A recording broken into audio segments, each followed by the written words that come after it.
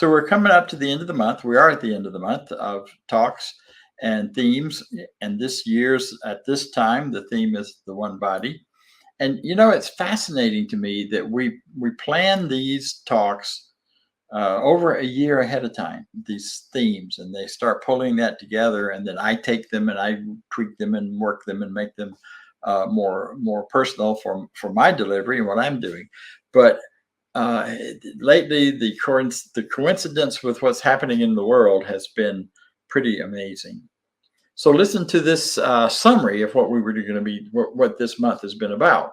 And that is that the body is the one thing in the world which is completely and intimately ours. Rather than engaging in a spirituality here that denies the body, we can move closer to an experience of the infinite,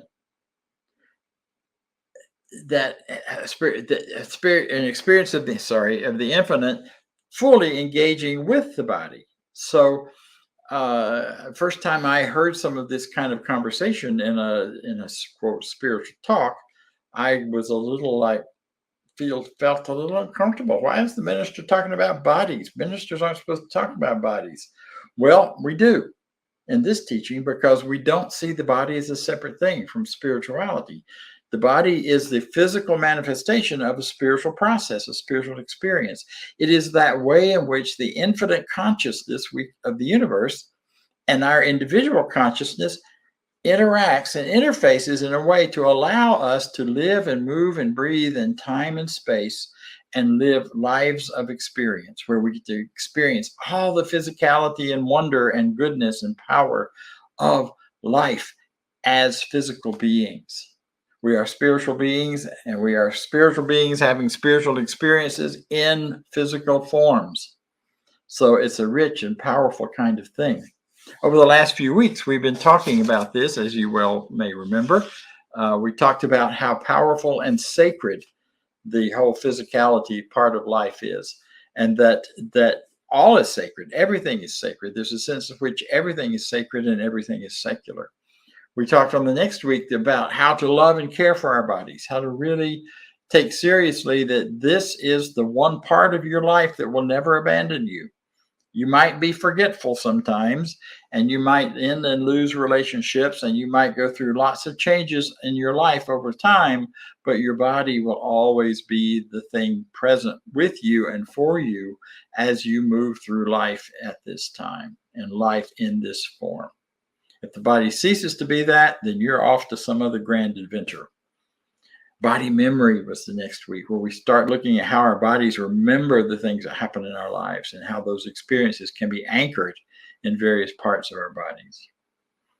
And today we're looking at how do we bring this potential idea of the body into a presence, into present reality, present life, bringing it forward. However, much to my surprise and somewhat surprise, I was in denial, I think, and the surprise of many, many people across the planet, the Supreme Court decided on Friday that women don't have the full freedom to choose things about their bodies that men do. And that change in the government structure has had a huge impact on many, many people. I've talked with women who have been very upset, women who feel hurt, and men. Because one of the powerful things about knowing that we are one in one teaching is what affects one of us affects all of us. And suddenly we're faced with this idea that after 50 years, the government has the right to decide things about your body and what you can and can't do. And people are sitting up and saying, wait a minute, how's that true? I thought my body was my freedom. My body was my place where I could live, breathe, move, and have my being. So in my world, I have traveled through a number of different spiritual practices and processes and beliefs. And along the way, one of the core beliefs that I carry that was established in me as a child through my upbringing in another religion was an old a phrase from what is called the Old Testament, the Jewish scripture, that says, some trust in chariots, some trust in horses. In other words, some trust in the governmental physical expression of power that goes on in the world, and they trust that, and they put all of their energy there. But as for me and my house, I will trust the Lord.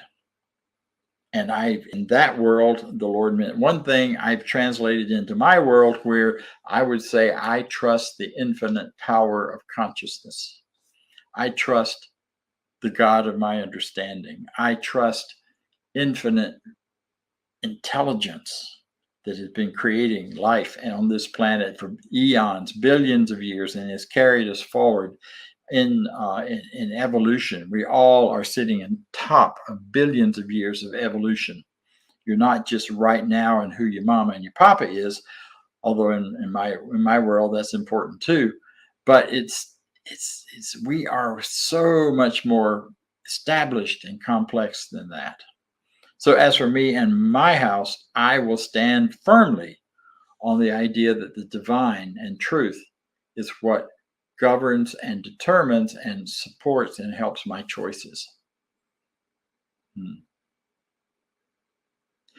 Ernest Holmes says in the Science Mind textbook that the divine plan is a plan of freedom. And I'm paraphrasing here, but that no kind of bondage, no kind of limitation, no kind of lack is God ordained, or the infinite ordained, or ordained by universal thought. Instead, universal thought is all about, and universal consciousness is about greater and greater freedom. And if you look at our universe and our world, we have found that more and more and more. And if you know much about history, you know that we have greater freedom now than ever in history. And that we have been moving more toward that, both personally, spiritually, and showing up in our various forms of governments across the world. More freedom than we used to have. And it will continue. Even though we may take one step forward and one step back, or two steps forward and one step back, that dance continues toward greater freedom, greater goodness, greater life than we've ever known before. It has to, because that is the natural law of things. The road to freedom, he says further on, is through intelligent use of natural law. Natural law is the science underneath, behind everything that exists and happens. Natural law is what determines what works and what doesn't work. It determines how growth happens. Growth is a necessity of the universe. Growth is the first order of the universe. So, and growth can't happen backwards, because then it's something else. Then it's atrophy. Then it's something that is moving toward death, not towards life. Life by its nature is a life of growth. So my awareness of my body and your awareness of your body and your freedom to utilize the truth of your body is yours by natural law, regardless of what anybody else says. See, the universe always says yes to those things to which you are aligned as being a greater expression of life and a greater expression of truth, and that does harm to no one. That's really, in a nutshell, the ethical side of this teaching. So how does that make sense here?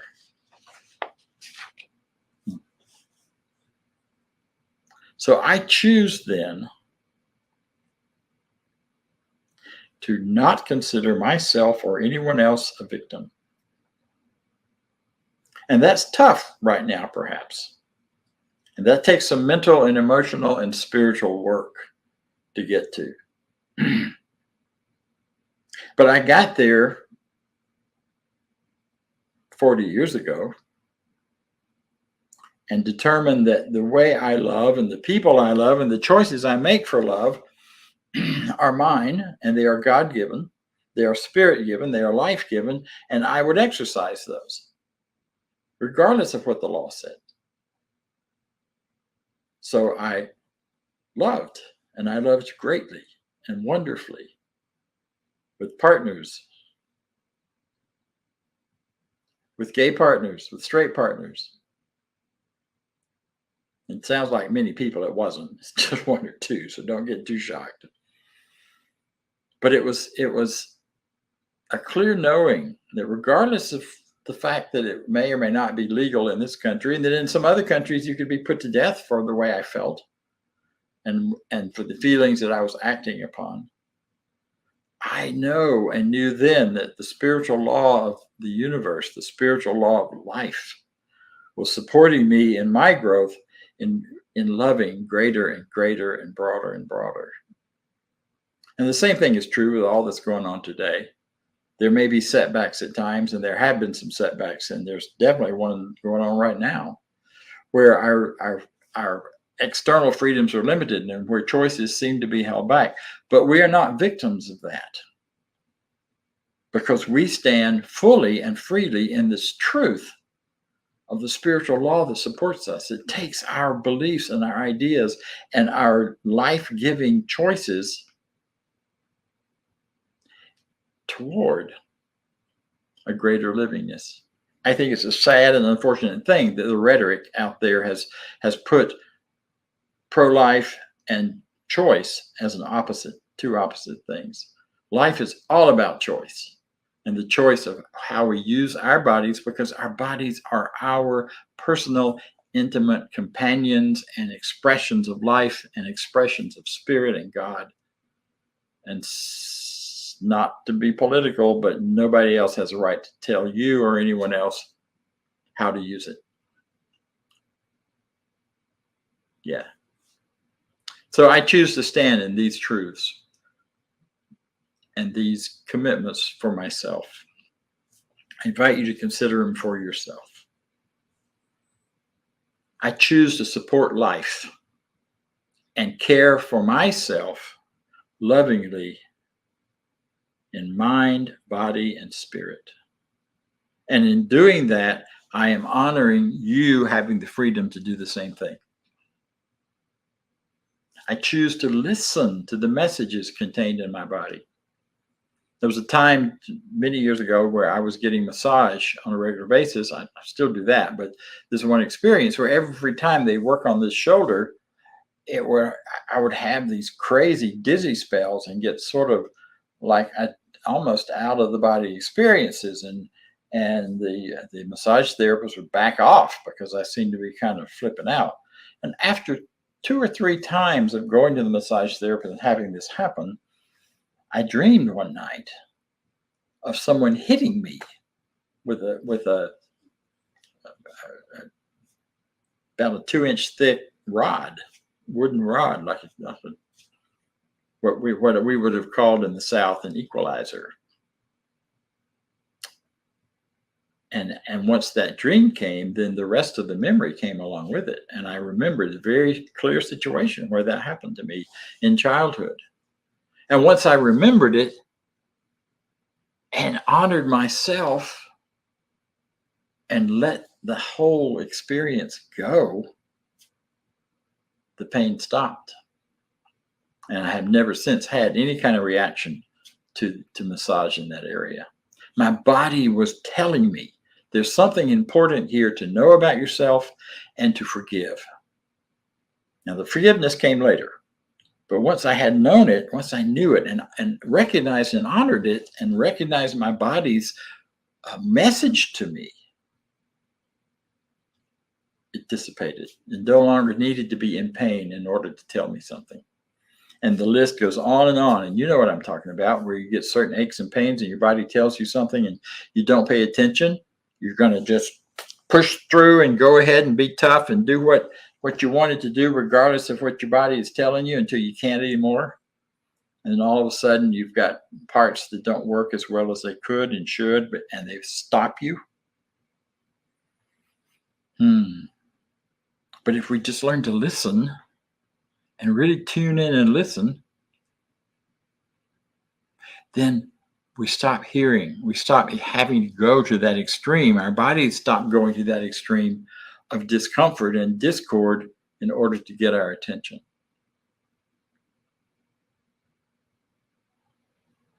And there's lots of stuff available in print Louise Hay is, of course, the queen of all of that, that says these kinds of physical experiences are trying to tell you this. You're not getting enough of this, or you're not treating yourself well in this respect. So learn. I have chosen and made a commitment to listen to my body first. I just had a great chance to do that. I was a week on the beach with my daughter and son-in-law and grandkids, and we were all in the same apartment. Fortunately, we had separate rooms. And after 2 years with COVID, and then suddenly being with all of these people, my body would scream at me about every other day and say, you need to go be by yourself somewhere and sit down and stay cool instead of being out there on the beach in 199-degree weather. And I listened to it instead of forcing myself, as I have done in the past, to keep going and then getting sunburn and getting sun fatigue and all of those things that can go with that. We learn to listen, but we have to pay attention. We have to choose to listen, to hear the messages from the body. We have so many things in our world right now, so many ways that we can distract ourselves from hearing or knowing anything about ourselves, that those choices are really exciting and wonderful and fun, but we lose out on the really important things, because this intimate self is walking with me through this entire experience on the physical plane. See, we participate in a universal field. This is the third thing. Because we participate in a universal field of energy and information, and we are just blips and parts within that, then I choose not to participate personally in anything that would attempt to limit my freedom or limit anyone else's freedom, ever, in any way. And that can be tricky, because I have to pay really close attention. What am I participating in that might be limiting someone else? Because if I attempt to limit someone else, or if I participate in a theme or a system or a method that would limit the freedom and truth and goodness and love for someone else, ultimately, in a system of oneness, I'm limiting it for myself. So you can't do one without the other. I cannot lovingly care for myself without lovingly care for you. And if I'm not lovingly extending that to you, then it will come back to me as a lack of love, or a lack of care, or a lack of support. That's the oneness piece that's so important. And I'm committed to doing that. I'm also committed to living from love, supporting every person, man, woman, child, to be loved, to have the freedom to follow their calling, whatever that is from the inside, for whatever is theirs to do. And I'm also committed to children and youth, because I believe that until we care for our children and our youth at the level of value that they deserve, till we pay our teachers, till we pay our caregivers, till we take care of making sure that every child is fed and cared for, then in some ways that whole other argument about what's legal or not legal becomes secondary, about abortion or not to have abortion. Then it becomes a secondary thing. We have no right to force children into the world unless we are doing our part to take care of those children and make sure they have a full, rich, and free life and a great start. And I would say we don't have the right ever to force children into the world through violence or any other method. Freedom is so important and so powerful. And we're talking about spiritual beings here. So forcing that is kind of a contradiction to start with. It is as if evolution and freedom is working backwards at this point.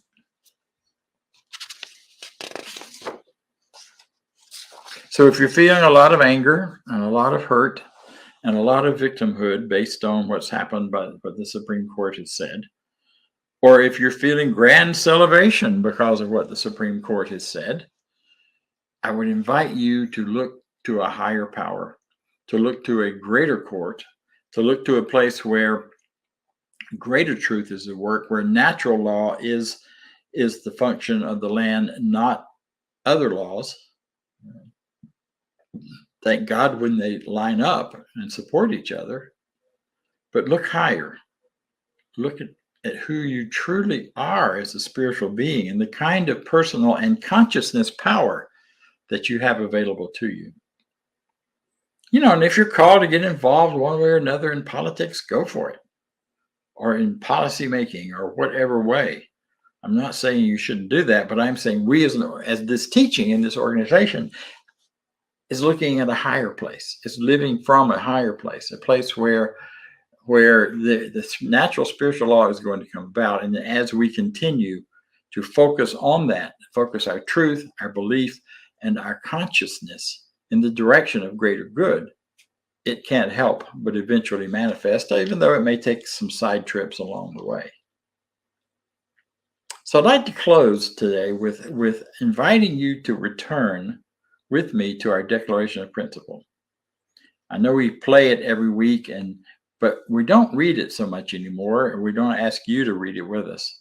So I would like to ask you and invite you to read it with me and to really think about these words and how they affect how you treat your body, yourself, and others. I believe in one God, one absolute power, and first cause to all things. That means it's the beginning place for everything. I believe that this power is perfect love, and it creates out of a desire to express love. I could do a talk about each one of these phrases. I believe all thought is creative, and how I choose to think creates my personal experience. I believe in the unity of all life, the immortality of the individual soul forever unfolding. I believe in the eternal goodness, the eternal loving kindness, and the givingness of God to all. And so it is. And I would like to share one more of our basic principles. That is an excerpt from it, but it's not the whole thing. And this is the one I think applies to where we are today. We believe the ultimate goal of life is the complete freedom from all discord of every kind, every nature. And this goal is sure to be attained by all. I invite you to meditate on that, to spend time thinking about that, and to bring it into much higher focus in your own consciousness, that freedom is the ultimate goal of life. And you deserve this, and so do I, because you're wonderful, and so am I, and so it is. Thank you.